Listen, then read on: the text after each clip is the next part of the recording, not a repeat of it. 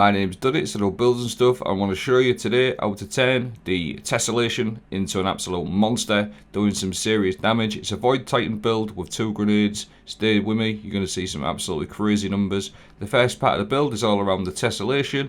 This weapon adapts its damage type to match your equipped subclass.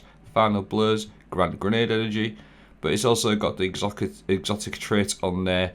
Property irreducible, consume your grenade to load a large projectile that generates an elemental explosion on impact. So all you do is consume your grenade and it's going to turn it into an absolute monster of a shot. And then on top of that, one of the key parts of this build is Monochromatic Maestro. Dealing elemental ability damage increases matching weapon damage, and elemental weapon damage also improves your abilities.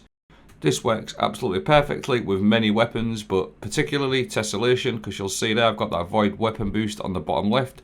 All I've done is hit him with my grenade. That is procced the Monochromatic Maestro, which is a 10% damage increase, which is already pretty nice on its own, just on the Tessellation. But when we add Echo of Undermining, because we're on a Void subclass, your Void grenades weaken targets. That is also going to apply a 15% debuff.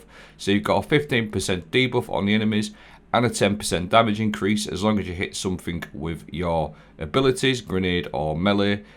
Once you've got your Tessellation charged up and you hit them with that, game over. It pretty much destroys most mages and champions in the game. One shot, even if you just leave them like a little bit. Sometimes you just have to finish them off with a little touch, but mostly you'll just see some absolute carnage. Really good for all different types of situations. The exotic to pair with is Armamentarium. You gain an additional grenade charge. I like to pair this with a magnetic grenade because it's got a good cooldown, but anything you want. But when you run the 2 void aspects, Bastion and Offensive Bulwark, when you run Bastion, casting your barricade or a super gives you an overshield.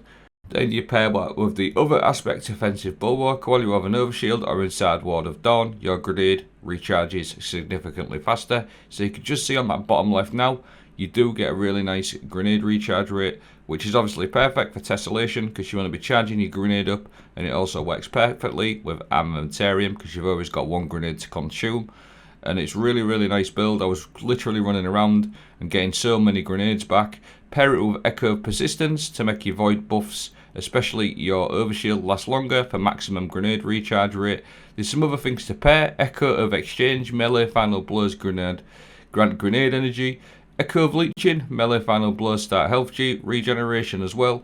That with the Bastion and the Offensive Bulwark, you can get so much grenade energy back with this build, which is not just usable for Tessellation but many other builds as well.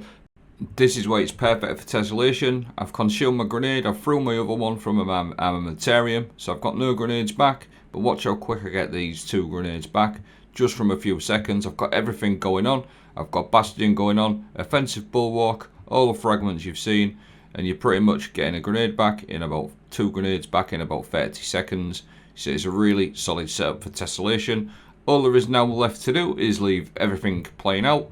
There's a couple of ways you can build into this. I will leave a dim link. You can build into your void weapon surges or your grenade recharge rate. I always go for damage, so I've built into void weapon surges. But that is the video. Thanks for watching. I hope you have a great day.